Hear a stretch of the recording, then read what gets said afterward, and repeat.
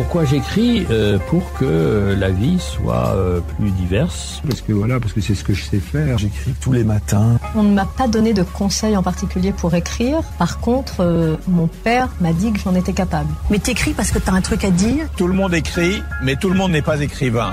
Pourquoi le devient-on? Comment le devient-on? D'où vient l'inspiration? Écrivain, écrivaine. Le point littéraire, Jean-Jacques Foucault. On connaît les écrivains à travers leurs œuvres, mais connaît-on leur univers? Le point littéraire. Le point littéraire, tous les mercredis de 20h à 21h sur Royal FM. C'est une émission de littérature. Toute la littérature, ici, tous les genres, sous-genres et types d'écriture se rencontrent. Vous aurez droit à plus de découvertes de livres et d'auteurs. Ici, tous les genres littéraires et textes scientifiques se côtoient. Le point littéraire, tous les mercredis de 20h à 21h. Prenez le rendez-vous avec Jean-Jacques Foucault.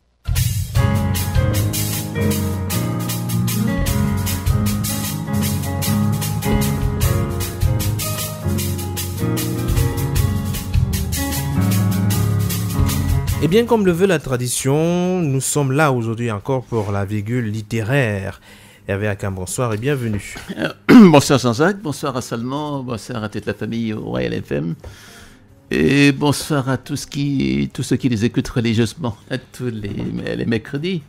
Et merci à eux pour leur soutien, et pour ce qui représente un peu pour la radio aussi. Oui. Vous savez, c'est une radio des auditeurs. Tout à fait. Et c'est bien que les auditeurs sachent de quoi on va parler, puisque ça les intéresse.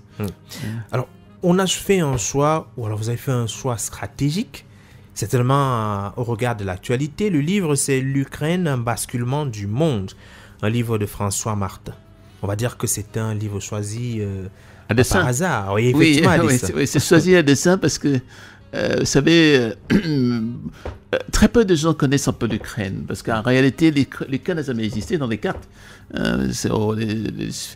Certains occidentaux ont beau vous expliquer que l'Ukraine a toujours existé parce que c'est une langue. Vous savez, il y a des gens qui ont des langues, mais qui n'ont pas d'État.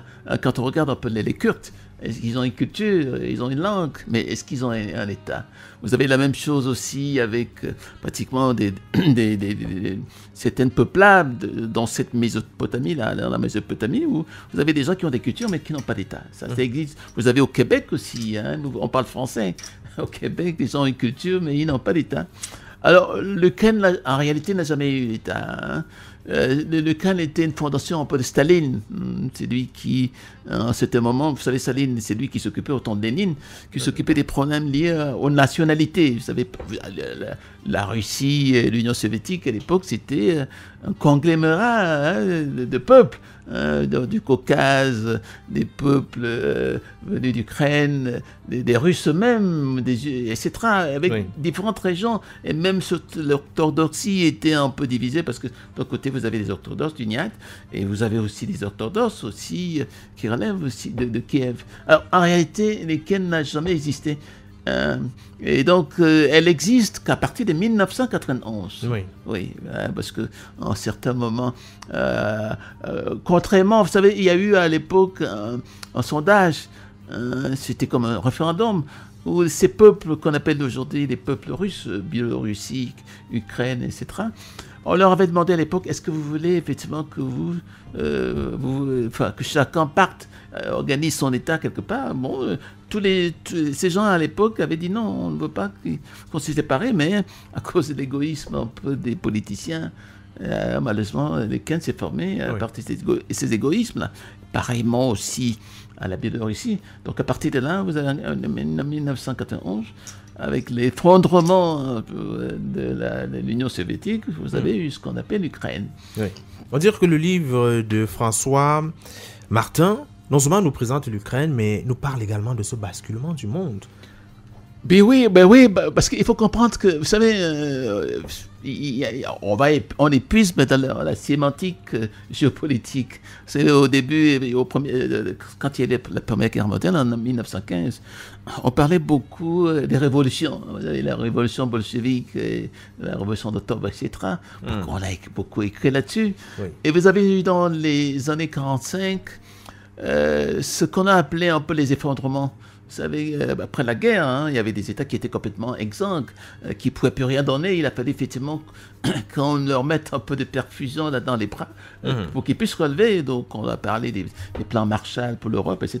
Et là, il y a eu vraiment des effondrements. Et ces gens ont profité de ces effondrements-là parce qu'ils étaient plus puissants, ou alors tout simplement parce qu'ils n'ont pas participé à cette guerre. Tout à fait. Voilà. Et donc, par exemple, les États-Unis, ils sont arrivés un peu tard. Donc, eux, ils avaient les moyens effectivement d'aider les autres, surtout l'Europe, qui était complètement exsangue. Est-ce qu'ils avaient aussi les moyens d'aider la Russie? Parce que la Russie, elle, s'était déjà détournée par son idéologie un peu de l'Europe. Oui. Même si De Gaulle, de temps en temps, appelait la Russie à venir le rejoindre dans ce qu'ils appelaient de presse à Vladivostok, etc. Donc, c'était vraiment la période de l'effondrement. Et maintenant, vous avez pratiquement au XXIe siècle là, les basculements. Je crois que c'est un nouveau mot, c'est nouveau. Oui, effectivement. Oui, alors, ces basculements-là existent, mais ils reposent un peu sur 3 critères. Hein. Le premier basculement, à mon avis, c'est un peu... vous savez, pendant très longtemps, je crois que on peut le découvrir sur Internet, où Poutine a commencé à attirer l'attention des Occidentaux. Je ne sais pas si j'ai encore le texte, je vais regarder. Et le texte disait, attention, vraiment, on voit comment l'OTAN commence à pousser vers nos frontières avec les pays baltes qui sont rentrés dans l'OTAN, et la Pologne, des pays qui étaient anciennement communistes, et qui appartenait au pacte de Varsovie. Alors, Poutine, c'était juste une pensée comme ça, hein, sans quelque chose qu'il avait écrit à l'époque, où il disait que c'était en 2001. Hein, vous voyez, le temps a passé. Oui, effectivement. Alors, en 2001, il a écrit cette petite note. Alors, arrive maintenant le temps de son grand discours de Munich, effectivement, où il affûte vraiment sa pensée, en disant vraiment, voilà la ligne rouge. Oui. N'essayez pas de venir en Géorgie, parce que vous savez, entre-temps, il y a eu la guerre de Géorgie, où la Russie était obligée d'intervenir, parce qu'en ce moment, la Russie avait peur qu'effectivement la Géorgie rentre un peu dans l'OTAN. Donc ça a été un gros problème pour la Russie d'avoir sur ses frontières des gens, des peuples qui étaient anciennement dans le pacte de Varsovie, et qui commençaient à montrer des signes d'hostilité. Je dirais pas d'indépendance, effectivement d'hostilité. On l'a vu par exemple en Ukraine, par exemple, quand ces gens-là commencent finalement à refuter le russe en disant bon, là, vous n'allez plus parler du jour au lendemain avec Zelensky, parce qu'il a battu campagne en disant russe, bon, on va se réconcilier avec vous, parce qu'il y a eu 2014, etc. Avant la fameuse bataille de Baltselve, en disant bon voilà, on sera envers vous, mais malheureusement il a retourné un peu ça baisse quand effectivement les événements de 2014 ont commencé. Là. Ça veut dire qu'en réalité, c'est à ce moment qu'il y a eu vraiment basculement. Donc, c'est quand on regarde la première fracture, que moi j'appelle un peu la fracture historique, c'était ça. Hein, parce que l'histoire est souvent plus forte, plus grande que la politique. La politique, c'est des jeux d'alliance, etc. Et les Américains ont voulu ce jeu d'alliance, effectivement, pour étouffer la Russie. Elle leur dit vraiment, si un de ces 4 bâtons va attaquer la Chine, on veut effectivement museler la Russie. Que la Russie ne puisse pas intervenir, ou bien ne puisse pas apporter de l'aide à la Chine, etc. Donc, il y a eu ce problème-là. Donc, c'est une hostilité qui existe depuis longtemps. Même quand on parle un peu d'Union européenne, là, l'Union européenne, on le découvre au fur et à mesure, malgré le narratif européen. Il disait que c'est grâce à eux, effectivement, qu'il y a eu cette Union européenne. Or, en réalité, ce sont les Américains qui ont inventé l'Union européenne. Et justement, dans le but, effectivement, de mettre la Russie à genoux. Et d'où effectivement les problèmes qu'il y avait eu entre Jean Monnet, qui était l'inventeur de l'Europe d'aujourd'hui, et De Gaulle, parce que De Gaulle, lui, qu'est-ce qu'il avait fait en ce moment quand il est revenu? Il a dit bon, moi je vais chasser les Américains, je ne veux pas rentrer dans l'OTAN, etc. C'était vraiment ce qu'on appelle aujourd'hui, on peut appeler aujourd'hui des actes de souveraineté, alors que effectivement l'Europe n'a plus aujourd'hui. Donc ce basculement un peu historique, c'est la première facture qu'il faut entrevoir dans ce basculement. Moi, je pense aussi que la deuxième fracture qu'on découvre aujourd'hui, c'est un peu la fracture anthropologique. C'est quoi la fracture anthropologique? Ça veut dire que vous savez, en Europe aujourd'hui, on ne sait même plus ce que c'est qu'un homme. On dit, les Européens nous expliquent, maintenant, pour être un homme, il faut le vouloir. Ça veut dire que si vous avez des c'est un choix. Voilà, c'est un choix. Bon, ça fait rire. Je m'excuse d'en rire, mais c'est comme ça. L'homme l'a pu, l'homme a un sexe virtuel, un sexe biologique, alors qu'il a un sexe biologique. Qu'est-ce que ça veut dire, sexe virtuel? Ça veut dire que ces commodités de changement de corps, de vision de l'homme, etc. L'homme doit être avec la femme, etc. Donc, c'est effectivement le deuxième basculement qui est un basculement, qui est une fracture anthropologique entre effectivement les Européens et les Russes, et peut-être nous aussi, dont on va pouvoir de l'implication de ces basculements-là. Celui-là, c'est le basculement de l'Afrique. Alors, ou alors au bénéfice de l'Afrique, est-ce que dans cette série de basculements, où est-ce que l'Afrique pourrait se positionner? Alors, vous savez, comment peut-on expliquer aujourd'hui l'attrait que représente un peu la Russie? On sort d'un sommet. Voilà, auprès Russie-Afrique. Voilà, quand on regarde un peu les sommets, malgré souvent les pressions que les Américains exercent sur les Africains pour ne pas aller à tel ou tel sommet lorsque les Russes y vont, c'est parce que les Africains je crois qu'il y a deux choses qui les animent un peu. Ils ont l'impression que la fracture civilisationnelle, parce que c'est ça. Parce que comment voulez-vous qu'aujourd'hui, quand on vous dit par exemple que les Européens vous disent que par exemple la sexualité, c'est quoi? C'est maintenant juste un désir. Ce n'est plus un besoin. Or, chez nous, les Africains, on sait que c'est un besoin parce que c'est tourné vers la reproduction, c'est tourné vers la transmission, c'est tourné vers l'éducation. Et ils vous disent non, c'est un problème d'argent, c'est un problème de pouvoir. Plus tu as le sexe de l'autre, plus effectivement tu as plus de pouvoir, etc. Donc, d'où effectivement, on voit chez nous, quand certaines personnes de certaines obédiences se rendent compte, effectivement, c'est pourquoi? C'est pour le pouvoir. Pendant notre tour au Cameroun, on a dénoncé un peu les homosexuels parce qu'on pensait effectivement qu'ils avaient pratiquement envahi le pouvoir, ou alors ils avaient créé des réseaux pour arriver effectivement à convaincre la plupart des Africains que quand vous voulez réussir, c'est par là que vous voulez passer. Or, c'est des orientations qui effectivement découlent un peu de cette idéologie anthropologique qui veut que effectivement la vision de l'homme n'est plus celle que nous on représente, celle que nous aimons, celle que nous savons. C'est-à-dire parce que quand vous commencez à prendre un comportement pour un principe, et vous avez faute route. C'est pas parce que 2 ou 3 personnes s'accouplent de même sexe s'accouplent, donc il faut que ça devienne un principe. Non, ce n'est pas possible. Et donc, les Grecs, moi j'aime bien l'expression en latin qui dit non possemus. C'est-à-dire non, on ne peut pas. Ce n'est pas vrai. Alors, donc, je crois que c'est ça un peu l'Afrique. L'Afrique se retrouve un peu dans ces dimensions civilisationnelles, un peu. Les rapports normaux qu'elle veut entretenir avec la Russie à partir... Donc ça veut dire que l'Afrique peut en tirer profit, du moins de ce basculement. Bien entendu, l'Afrique... Si oui, comment donc?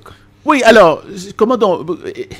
C'est très simple à expliquer. Quand on regarde un peu ce qui se passe, par exemple, au Niger, avec ce qu'on appelle il y a mon ami Mbembe qui disait quelque chose un peu bizarre en disant voilà, c'est du néo-souverainisme, parce qu'il m'a envoyé une note là-dessus que j'ai lu avec plaisir. Mais moi je lui oppose une autre approche qui est l'approche effectivement du mythe, c'est-à-dire du mythe enfin qui se casse à cause pratiquement du fait de cette fracture anthropologique. Voilà, anthropologique. Donc, ce n'est pas possible. Les Africains ne peuvent pas épouser les mêmes mœurs que les Européens. Ça ne veut rien dire. Autrement dit, on va avoir pratiquement autrement plus que c'est que l'homme. C'est-à-dire, quand vous passez, on vous dit, ce monsieur, on ne sait pas... Vous savez, je ne sais pas si vous avez vu, moi j'ai vu il n'y a pas si longtemps, un très beau sketch de Big Beu, le fameux comédien ivoirien, là, qui, à un certain moment, salue quelqu'un et il constate que son sexe a complètement disparu. Alors, quand il rentre chez lui, il dit à sa femme, mais moi, je sais même plus qui je suis.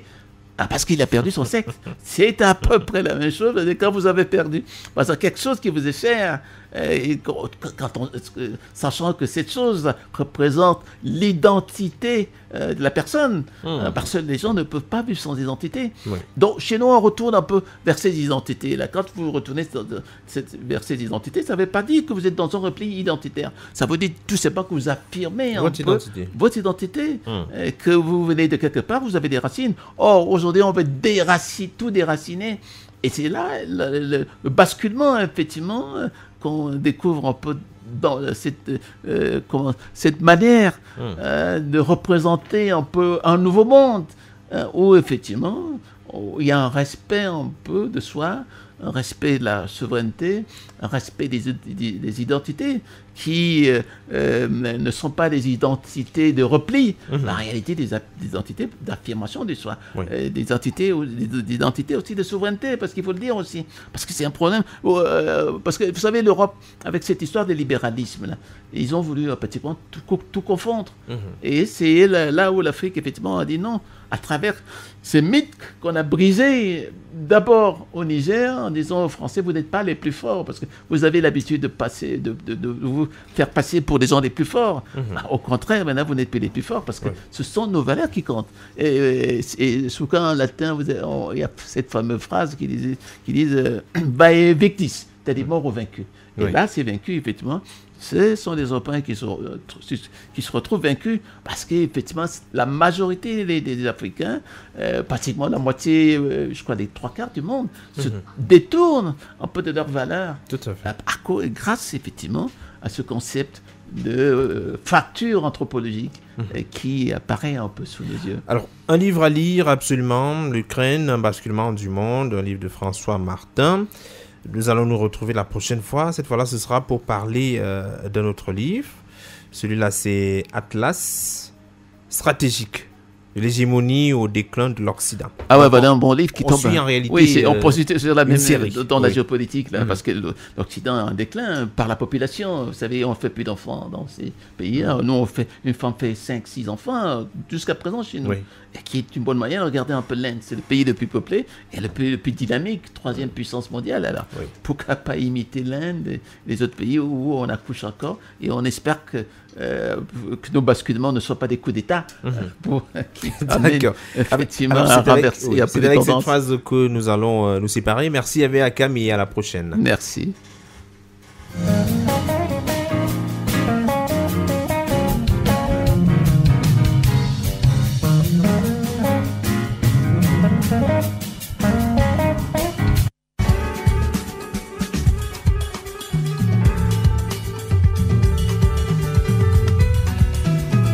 Merci à Hervé Akam et à Florenza pour les entretiens de ce soir.